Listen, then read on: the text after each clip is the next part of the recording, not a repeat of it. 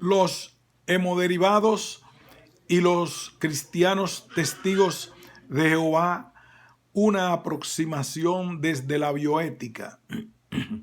Informe Comité de Bioética Asistencial, Departamento Valencia, Hospital General.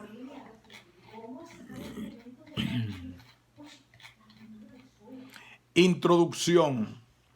El empleo de hemoderivados terapéutica de disponibilidad limitada es una práctica habitual en nuestros hospitales y efectiva en determinadas patologías y situaciones clínicas.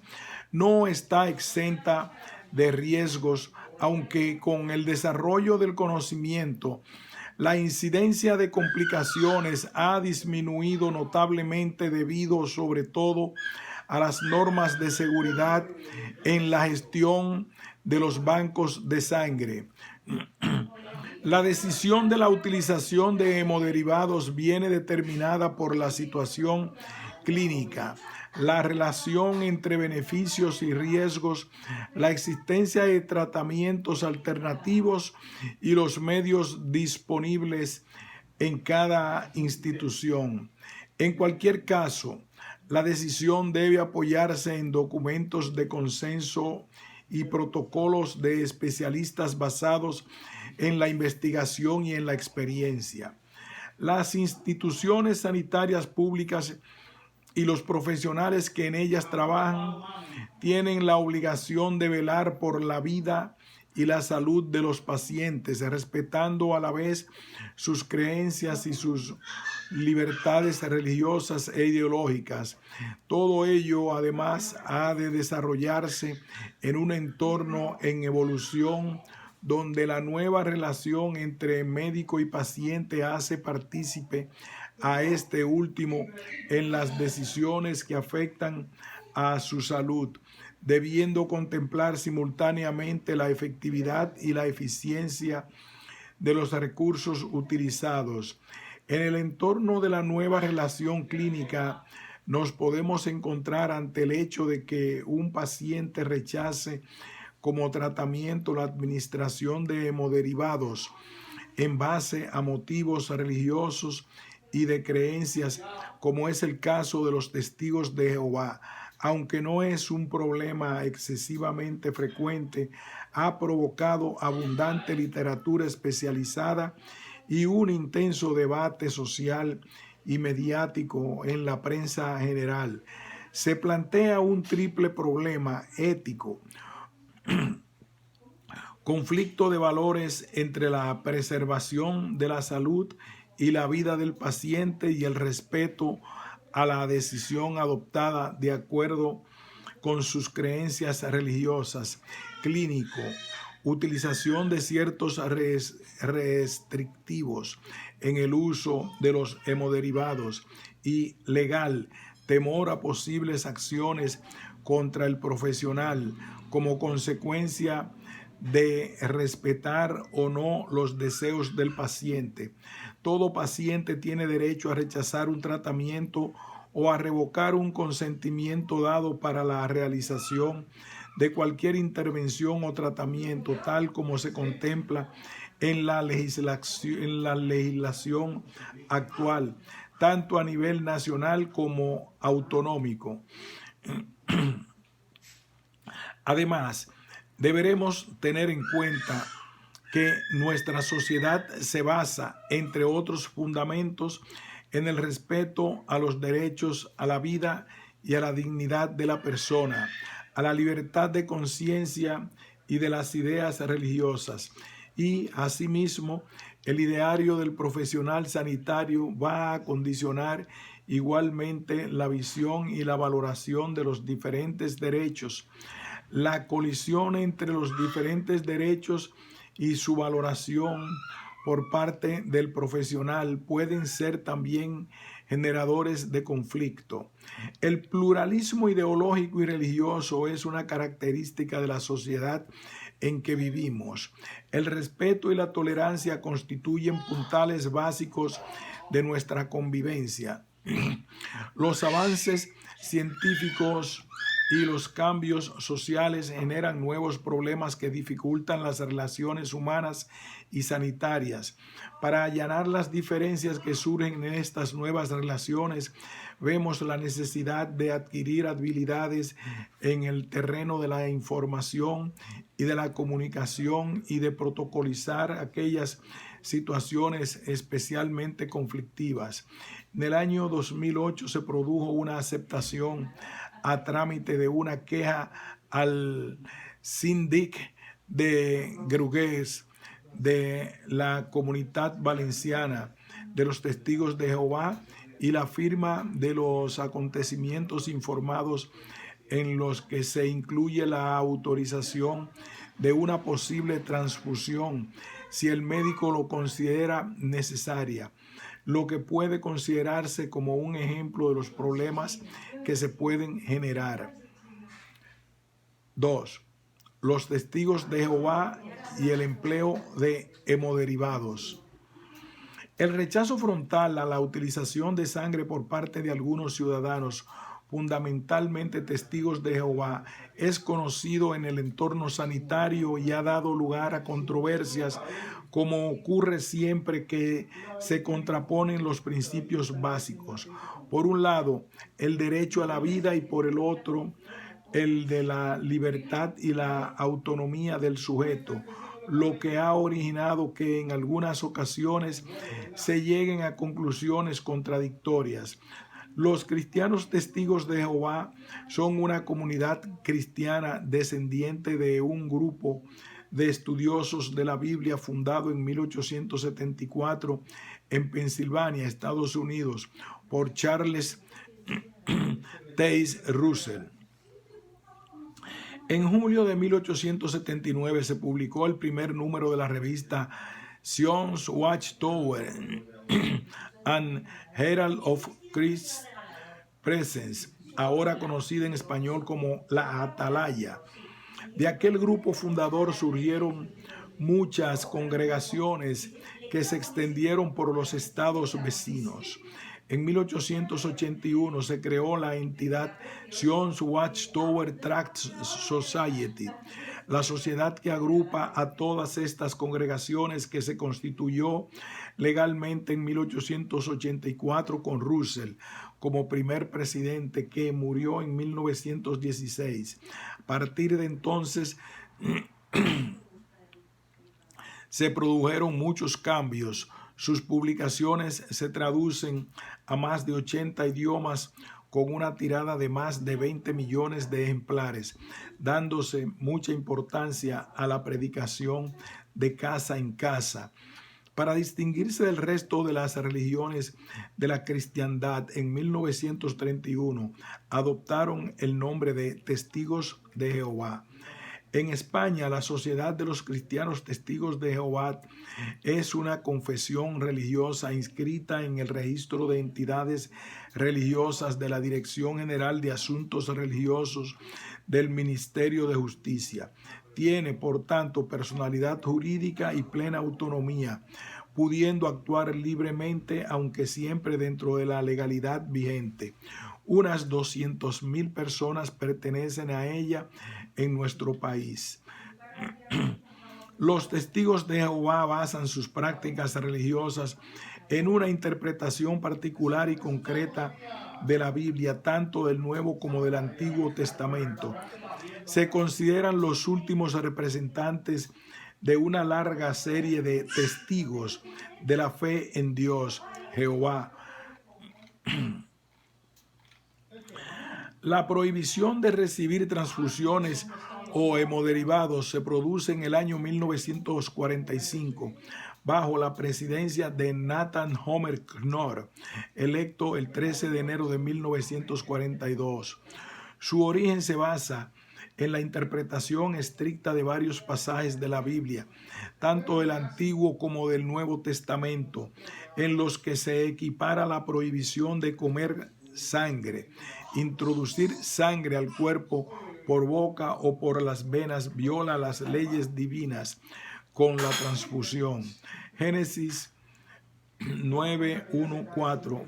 Bendijo Dios a Noé y a sus hijos y les dijo: fructificad y multiplicaos y llenad la tierra. El temor y el miedo de vosotros estará sobre todo animal de la tierra y sobre toda ave de los cielos, en todo lo que se mueva sobre la tierra y en todos los peces del mar.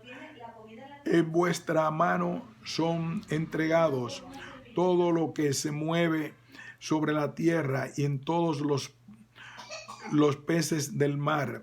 En vuestra mano son entregados. Todo lo que se mueve y vive os será para mantenimiento, así como las legumbres y plantas verdes. Os lo he dado todo. Pero carne con su vida, que es su sangre, no comeréis. Levítico 3:17. Que ninguna grosura ni ninguna sangre comeréis. Levítico 17:10-12. Si cualquier varón de la casa de Israel o de los extranjeros que moran entre ellos comiere alguna sangre, lo excluiré de su pueblo, porque la vida de la carne en la sangre está. Por tanto, ninguna persona de vosotros comerá sangre. Deuteronomio 12:23. Solo cuídate de no comer la sangre, porque la sangre es la vida. No comerás la vida junto con la carne. Hechos de los Apóstoles 15:19-20. Por lo cual yo juzgo que no se inquiete a los gentiles que se convierten a Dios, sino que se abstengan de lo que ha sido contaminado por los ídolos, de la inmoralidad sexual, de la carne de los animales estrangulados y de la sangre. De estos textos bíblicos se desprende de una forma inequívoca la equiparación de los antiguos escritos judíos entre sangre y vida, y por tanto tiene como consecuencia la prohibición de recibir transfusiones de sangre. Esta prohibición se ha mantenido hasta la actualidad. En cambio, sí que se permite la utilización por separado, siempre dependiendo de la conciencia individual de muchos componentes de la sangre, de tal manera que la posición actual de los testigos de Jehová incluye el rechazo incondicional a la transfusión de sangre completa, concentrado de hematíes, leucocitos, plaquetas y plasma. Sin embargo, pueden recibir albúmina, inmunoglobulinas y factores de coagulación 8 y 9 para hemofílicos, llamados factores menores. Además, se les permite comer carne, aunque nunca se pueda conseguir la exsanguinación total, y se acepta la recuperación intraoperatoria de sangre para reinfundir siempre que se realice en un circuito cerrado y conectado al sistema circulatorio del sujeto, de forma que la sangre no quede almacenada. No se aceptan ni la recuperación postoperatoria de sangre recogida a partir de sistemas de drenaje, ni los procedimientos de autotransfusión preoperatoria, extracción previa de su propia sangre para reinfundirla en caso de necesidad durante o después de la intervención quirúrgica. En los últimos años ha aparecido dentro del colectivo de creyentes voces lideradas por Raymond France que piden la revocación de estas prohibiciones. Este hecho adquiere gran trascendencia si se consideran las estrictas normas de los testigos de Jehová, en las que cualquier discrepancia se considera como una afrenta a la verdad que dictan los dirigentes. De hecho, en Brooklyn, en junio de 2012, altos miembros directivos de los testigos de Jehová acordaron que recibir sangre en caso de riesgo vital ha dejado de ser motivo de excomunión. Sin embargo, la versión en castellano de la Atalaya, fechada el 15 de junio de 2000, sostiene que la ley de Dios sobre la sangre no está sujeta a reformas para adecuarlas a opiniones cambiantes. A pesar de todo, en el colectivo de los testigos de Jehová se ha iniciado un cambio, y prueba de este cambio es el artículo de Lee Elder, seudónimo de un miembro de los testigos de Jehová, publicado en una revista internacional de ética, en el que el autor se desmarca de la idea de que la abstención de sangre sea mandato bíblico y la considera como una interpretación que no justifica la posible pérdida de vidas humanas. Por esto, algunos miembros de este colectivo han empezado a no aceptar estas prohibiciones. En resumen, desde el 2004 se deja libertad a cada creyente para aceptar o no los tratamientos con fracciones de cualquiera de los componentes sanguíneos primarios, quedando en términos generales de la siguiente manera: aceptable,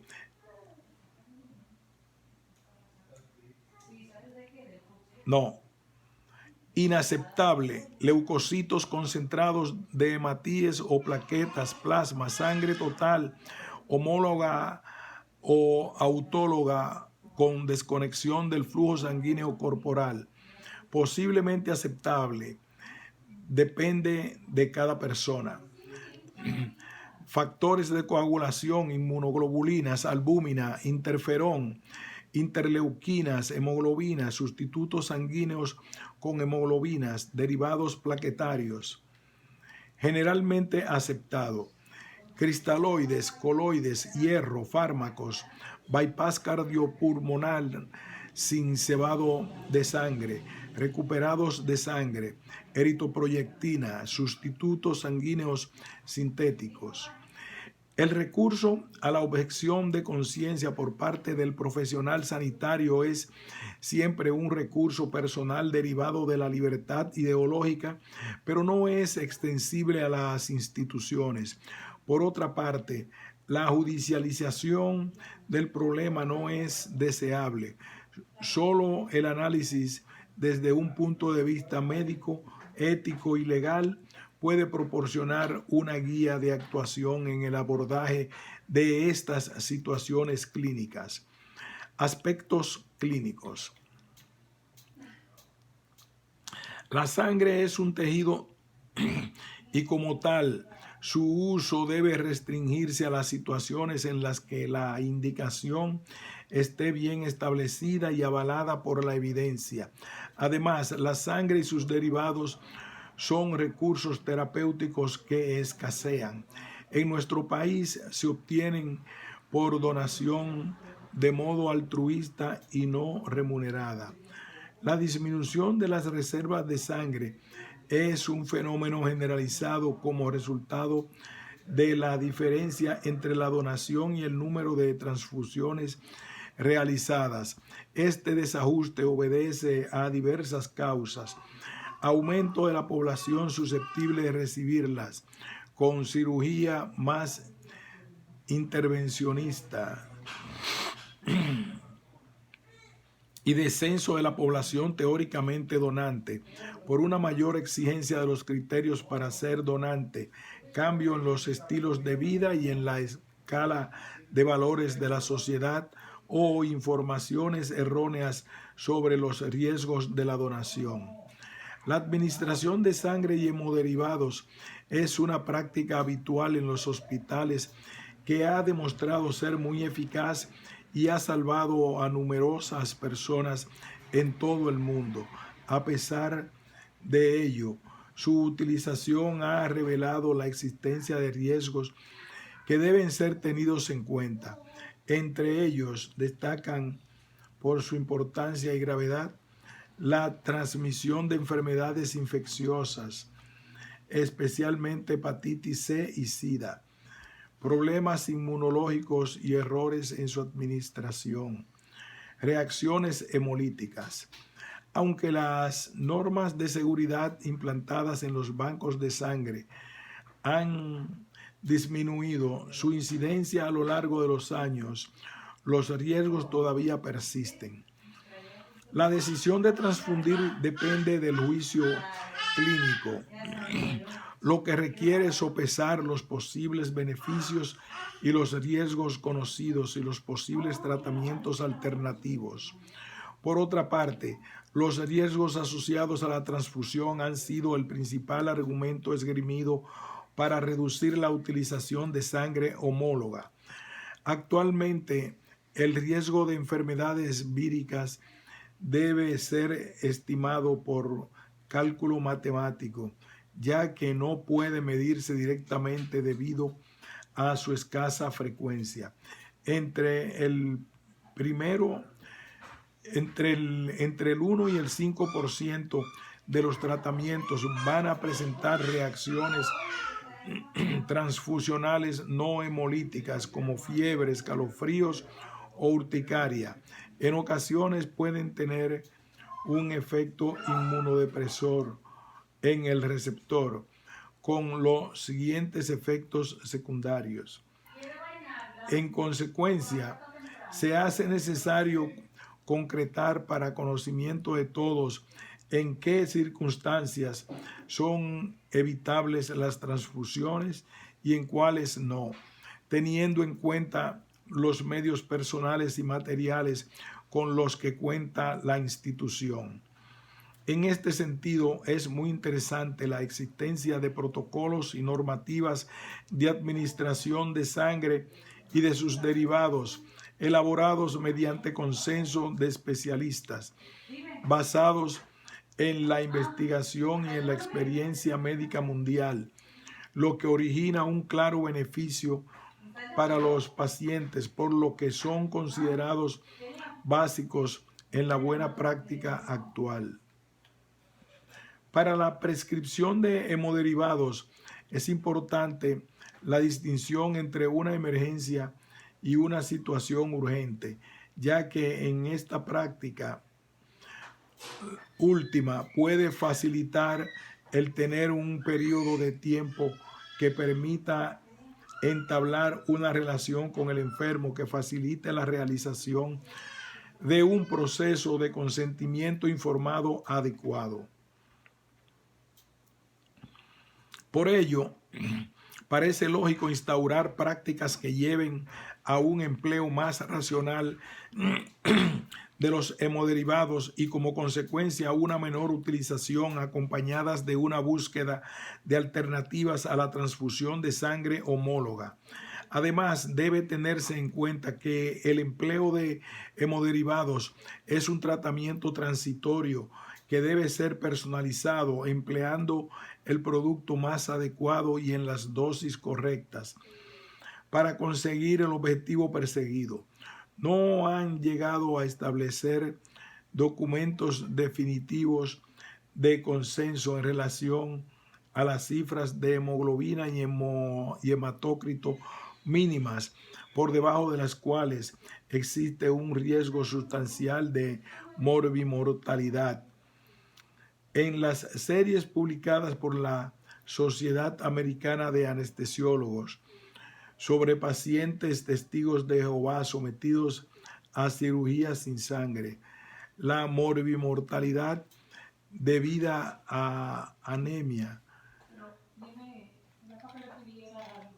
se situaba en la inmensa mayoría de los casos en niveles de hemoglobina por debajo de 5 gramos por decilitro. Sin embargo, en sus conclusiones se señalaba que no se disponía de datos suficientes que permitieran extraer conclusiones respecto a esta cifra. En muchos hospitales existe un manual de manejo de hemoderivados elaborado por la comisión de transfusión correspondiente, que señala de forma actualizada los aspectos prácticos relacionados con su manejo en función de cada situación clínica. La autotransfusión predepósito evita el riesgo de transmisión de infección, pero no el de hemólisis aguda por error de identificación. Es más cara que la transfusión homóloga.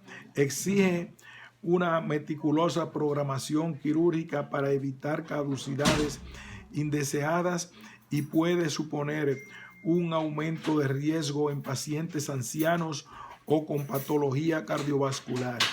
El empleo de eritropoyetina en la insuficiencia renal crónica y como coadyuvante a la transfusión disminuye las necesidades transfusionales, aunque a un coste elevado.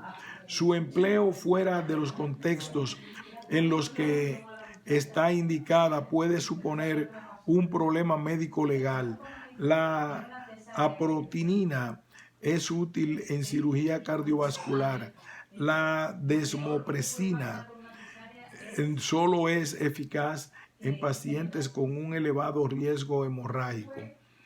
No hay que olvidar el futuro esperanzador, todavía hoy en fase experimental, de los transportadores de oxígeno por síntesis química o por modificación de la hemoglobina, que constituyen lo que se denomina sangre artificial. Los perfluorocarbonos, para su eficacia en el transporte de oxígeno, precisan FiO2 de 95% y no están exentos de importantes efectos secundarios. Siguen estando vigentes las recomendaciones generales de Mann y colaboradores para el tratamiento de pacientes testigos de Jehová con anemia severa. Minimizar las pérdidas de sangre, reducir pérdidas sanguíneas de origen iatrogénico, analíticas repetidas, reducir las pérdidas hemorrágicas, hemodilución, sistema de lavado de hematíes, empleo de fármacos como desmopresina o el uso de hipotensión controlada. Maximizar la producción de sangre, empleo de EPO, apoyo nutritivo, aporte de hierro, optimizar el gasto cardíaco, expansión de la volemia, hemodilución, optimizar el consumo metabólico, aumentar el contenido de oxígeno, disminuir el metabolismo, sedación, parálisis, hipotermia. Aspectos éticos. La ética sanitaria más tradicional que imperaba desde la época hipocrática se basaba en la consideración de que existían unos valores inmutables sobre salud, enfermedad y curación, constituyendo unos objetivos exigibles por igual a todas las personas. No respetar estos valores era propio de enfermos o de ignorantes. En esta época prevalecía la idea de que el enfermo manifestaba una alteración biológica, pero también moral, y por tanto se le consideraba incapacitado física y moralmente para la toma de decisiones. La función ética del profesional sanitario era atender al enfermo, aún en contra de su voluntad, de acuerdo con los preceptos y los principios del código, y siempre teniendo presente el beneficio del enfermo. Es la actitud denominada paternalista. En esta situación no exenta de conflictos, se llega al cambio cultural que comienza a surgir en la edad moderna con la Ilustración, en el que se desarrolla el pluralismo, que se considera que toda persona tiene su propia conciencia que será recogida como un derecho humano fundamental. En España, hasta los años 70 del siglo XX, el naturalismo de la ética civil preconstitucional daba un máximo valor al respeto a la vida, subordinando a esta la libre elección del individuo. La Constitución española, inspirada en la Declaración Universal de los Derechos Humanos, reconoce ambos derechos, pero sin que exista preeminencia de uno sobre el otro. Pero ello no significa que sea un valor absoluto. En la escala de valores de una persona, su vida puede estar situada por debajo de otros valores, por ejemplo, los de tipo religioso. En la actividad clínica, los hechos biológicos también son portadores de valores. No basta con reconocer los hechos, por ejemplo, una pérdida sanguínea importante y plantear soluciones como la transfusión, sino que también es necesario reconocer los valores implicados y saber manejar los posibles conflictos entre valores. En la búsqueda de encontrar un equilibrio entre los valores individuales basados en la libertad de conciencia y los valores de los profesionales basados en sus códigos de conducta, se ha desarrollado en la segunda mitad del siglo XX la bioética, con la finalidad de establecer criterios objetivos sobre los que establecer acuerdos y basar actuaciones. Los principios que rigen son criterios con reglas o normas de conducta que van a orientar las acciones que se desarrollen en su ámbito de aplicación. Ayudan a orientar al profesional cuando se encuentra en una situación en la que se pueden enfrentar derechos y deberes, como son el derecho del paciente a aceptar o rechazar un tratamiento médico y el deber del profesional de realizar el tratamiento necesario para intentar salvar su vida, siendo este último, de acuerdo con la tradición hipocrática, su deber principal. A lo largo de la segunda mitad del siglo pasado se han ido elaborando documentos de referencia a nivel internacional contemplando áreas concretas, como es el caso del informe Belmont para la investigación en humanos.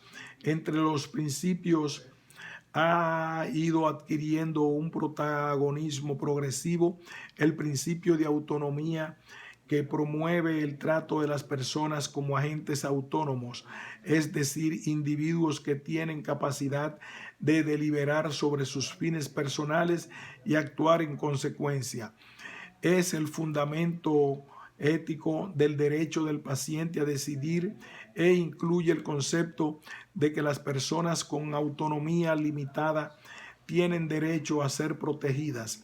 Esto significa dar valor a las acciones y consideraciones de las personas y no poner obstáculos a la realización de las mismas. El proceso de consentimiento informado es la expresión práctica del principio de autonomía. Por ello, para que una decisión sea válida, precisa de un paciente suficientemente informado sobre las consecuencias de la misma y sobre las alternativas que pudieran existir. La decisión del paciente será autónoma si cumple 3 requisitos. A. Que vaya precedida de una información objetiva de la situación médica, del procedimiento propuesto, de las alternativas, si las hubiera, y de las consecuencias que pudieran derivarse de la decisión adoptada. B. Que sea una decisión tomada voluntaria y libremente en ausencia de todo tipo de coacción física o psíquica y de manipulación. C. Que el paciente tenga capacidad y competencia para tomar la decisión. El principio de beneficencia contempla el deber del médico de actuar siempre en beneficio del paciente y ofrecer una alternativa terapéutica que sea percibida como beneficiosa para el mismo. El principio de autonomía va a matizar al de beneficencia, haciendo de lo bueno o beneficioso para el paciente algo subjetivo y entroncado con los valores de cada uno y no algo objetivo, externo a la persona. Por ello, el paciente decide una alternativa terapéutica que considera buena para él, pero que puede no coincidir con la opinión de su médico o de la comunidad científica, como sería el caso del rechazo al uso de hemoderivados. El principio de no maleficencia se basa en la obligación del médico de no hacer daño, primium non nocere, ni físico ni moral, cuando se impone un tratamiento, aunque sea con el objetivo de salvar una vida. Se puede estar infligiendo un daño moral irreparable. Los daños morales, como el menosprecio a la dignidad, son difíciles de valorar objetivamente, ya que dependen de convicciones y creencias personales. En ocasiones, respetar el rechazo de un tratamiento por parte de un paciente puede parecer contrario a este principio. El principio de justicia se refiere al trato justo que hay que dispensar a los pacientes, evitando las discriminaciones por motivos ideológicos, religiosos, género, etc. Además, la actuación profesional debe orientarse de acuerdo con las circunstancias clínicas y teniendo en cuenta los valores del paciente, evitando actuar bajo la influencia de prejuicios que puedan causar un trato injusto. Como se ve, se han definido 4 principios o criterios éticos que son aplicables al ámbito sanitario: no maleficencia, justicia, autonomía y beneficencia. Y respecto de los que se pueden establecer, según Diego García, 2 niveles de prioridades. El nivel público, nivel 1, está constituido por los principios de no maleficencia y justicia propios de una ética de mínimos y es exigible coercitivamente. En la ética del deber y de lo correcto y se corresponde con el derecho. Son los mismos exigibles para una convivencia pacífica, para que así se pueda respetar a los seres humanos, que son seres con deberes y derechos. El nivel privado, nivel 2, lo componen los principios de autonomía y beneficencia, propios de una ética de máximos. Depende del propio sistema de valores de cada individuo, del propio ideal de perfección y felicidad. Es la ética de la felicidad y de lo bueno. Tanto la no maleficencia como la justicia son expresiones del principio general. Todos los seres humanos deben ser tratados con igual consideración y respeto. Por ese motivo, cuando esto no se cumple y se hace daño a la vida social, se comete una injusticia. Asimismo, si el daño se realiza en la vida biológica, se vulnera el principio de no maleficencia. Por su parte, entre la no maleficencia y la beneficencia también hay una relación jerárquica, pues nuestro deber de no hacer daño, o sea, no perjudicar, es superior al de realizar el bien, esto es, el favorecer a la otra persona. Se nos puede exigir ser justos o no hacer el daño, pero no nos pueden obligar a que apliquemos el concepto de beneficencia. En consecuencia, los deberes públicos son jerárquicamente superiores y tienen prioridad sobre los privados, puesto que los públicos representan el bien común y los privados representan el bien particular de cada sujeto individual. Haremos un punto aquí y continuaremos.